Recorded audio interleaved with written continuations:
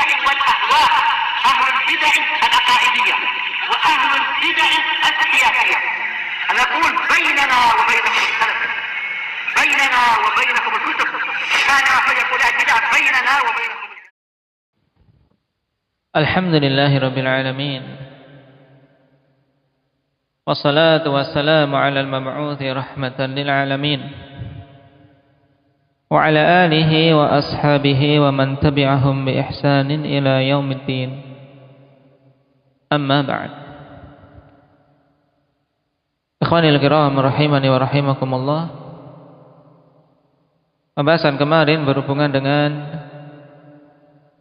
kisah seseorang yang ditemui oleh Nabi sallallahu alaihi wasallam di awal-awal beliau mendapatkan wahyu. Siapa dia itu? Indak Muhammad Waraqah ibnu Naufal. Taib. Apa agama dia ketika itu? Beragama Nasrani. Naam. Dia membaca Injil dengan Arabiyah. Dan ketika Rasul sallallahu alaihi wasallam mengkhabarkan tentang wahyu yang beliau terima, naam, Waraqah beriman. Bahkan berangan-angan untuk bisa mendapati masa-masa di mana Nabi sallallahu alaihi wasallam berdakwah, berjuang dan hijrah. Radhiyallahu anhu.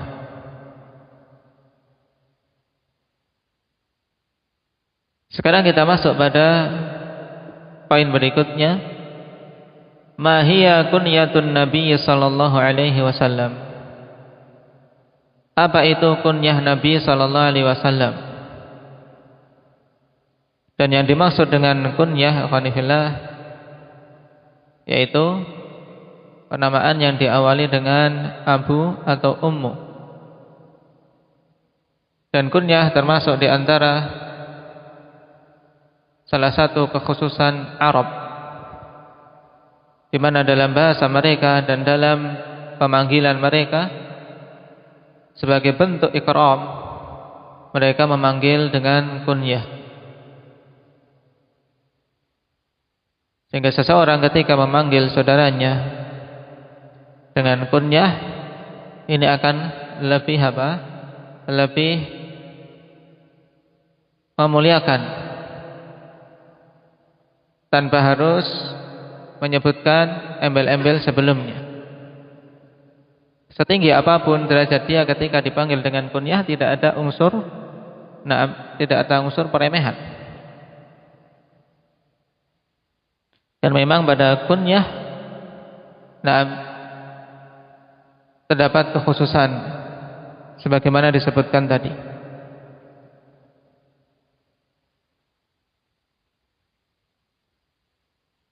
Dan Nabi sallallahu alaihi wasallam pun berkunyah.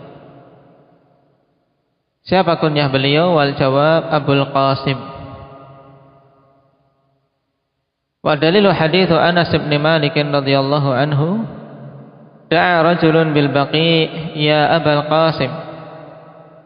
Faltabata ilaihi Nabi sallallahu alaihi wasallam faqala lam a'nika. Qala sammu bismi wa la takkanu bi kunyati. Rawahul Bukhari wa Muslim. Dalilnya adalah hadis Anas bin Malik radhiyallahu an,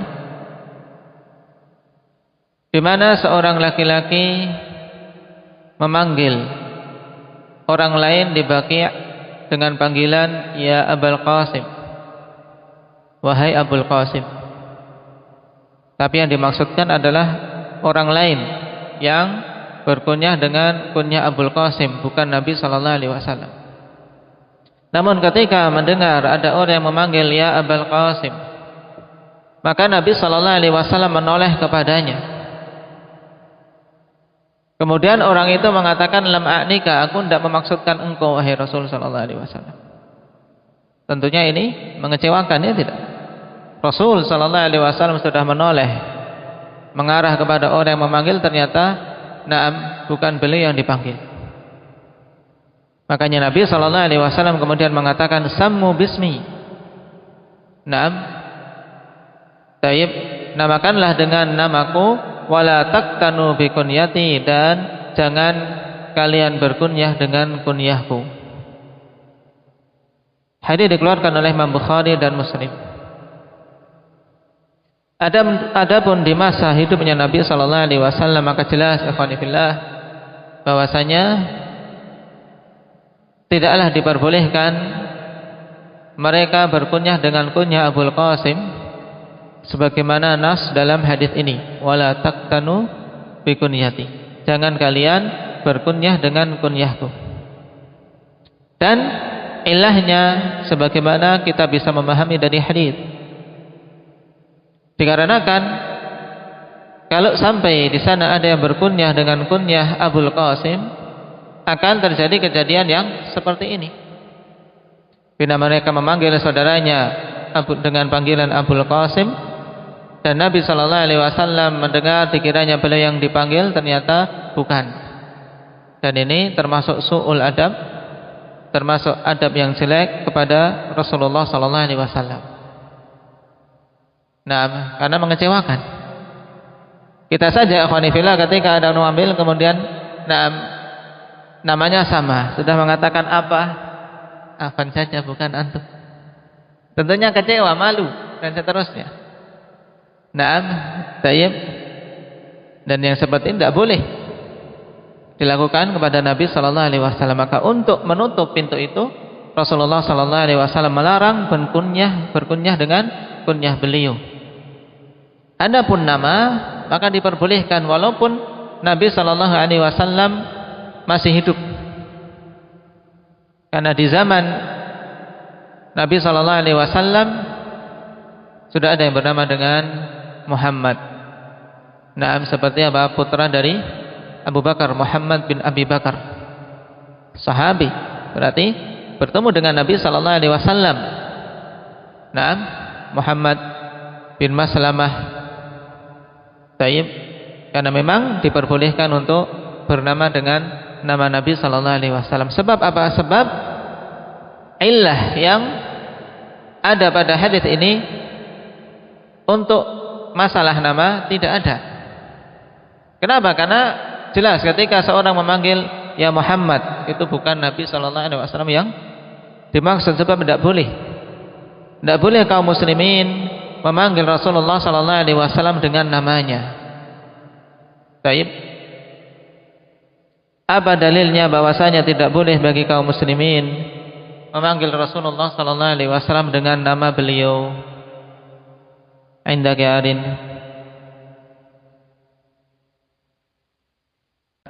Ya ayyuhalladzina amanu la taj'alu du'a ar-rasul. Nah, tidak ada panggilannya. Nah, la taj'alu du'a ar-rasuli bainakum ka du'ai ba'dikum ba'dha. Nah, la taj'alu du'a ar-rasul, jangan kalian jadikan apa? Panggilan untuk Rasul sallallahu alaihi wasallam. Di antara kalian ya, memanggil ya Muhammad, ini tidak boleh. Seperti apa kita memanggil teman-teman kita sendiri. Makanya ketika ada seorang sahabat yang bernama Muhammad, boleh-boleh saja. Sebab apa? Para sahabat tidak mungkin memanggil Nabi sallallahu alaihi wasallam dengan Muhammad. Paham? Nah, oleh karena itulah ketika Rasulullah SAW telah wafat, illah dilarangnya berkunyah dengan kunyah Abul Qasim sudah apa? Sudah hilang. Sebab Rasulullah SAW telah wafat. Oleh karena itulah diperbolehkan untuk berkunyah dengan kunyah tersebut. Dan ini taujih yang bagus dari Al-Allamah Ibnu Baz rahimahullahu ta'ala, bahwasanya larangan berkunyah dengan kunyah Abul Qasim itu adalah ketika Rasulullah SAW masih hidup. Nah, dengan alasan apa? Jangan sampai seseorang memanggil Abul Qasim, ternyata Nabi SAW ikut menoleh dan merasa beliau yang dipanggil, ternyata tidak, sehingga akan mengecewakan beliau dan merupakan bentuk beradab yang jelek kepada beliau. Tayyib. Dan di sana ada yang memberikan taujih yang lain, akhwani fillah, bahwasanya larangan ini terarah bagi mereka-mereka yang menggabungkan antara nama dan kunyah sekaligus. Namanya Muhammad, kunyahnya Abul Qasim. Taib. Dan ini juga ada sisi kekuatannya, walaupun pendapat yang pertama tadi lebih kuat, akhwan. Kalau kita melihat kisah sababul wurud. Karena kalau ayat namanya apa?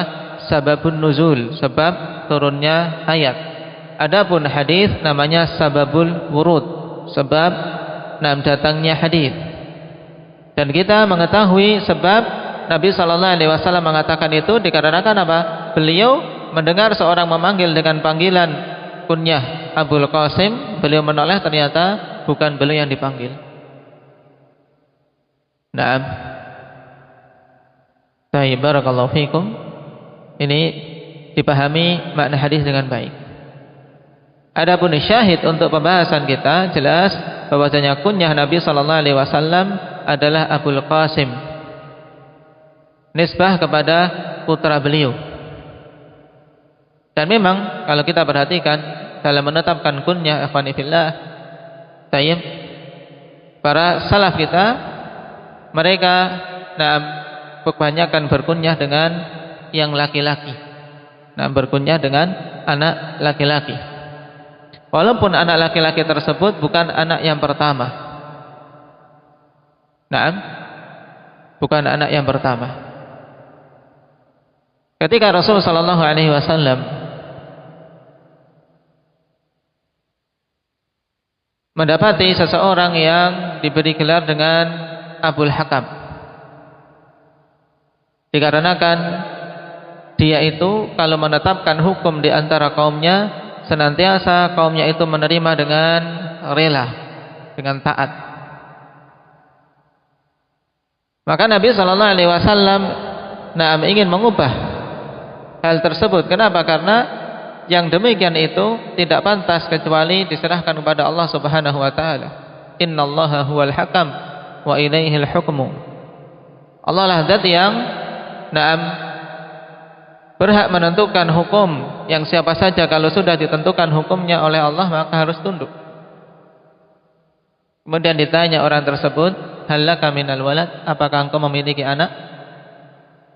Maka Nabi sallallahu alaihi wasallam, maka orang itu menjawab, iya.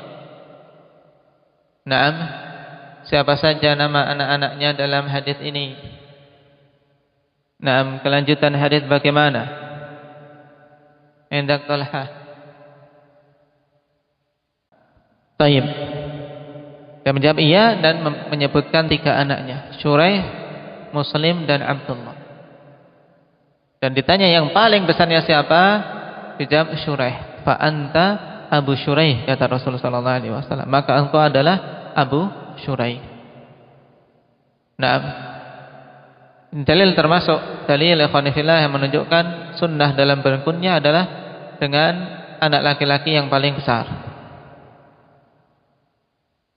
Baik.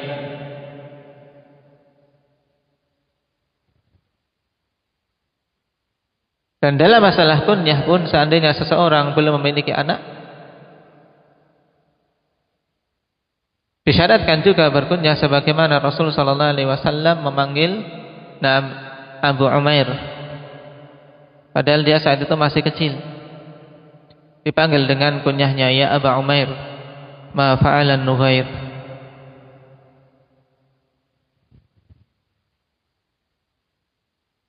Baik, ini sekilas tentang permasalahan kunyah.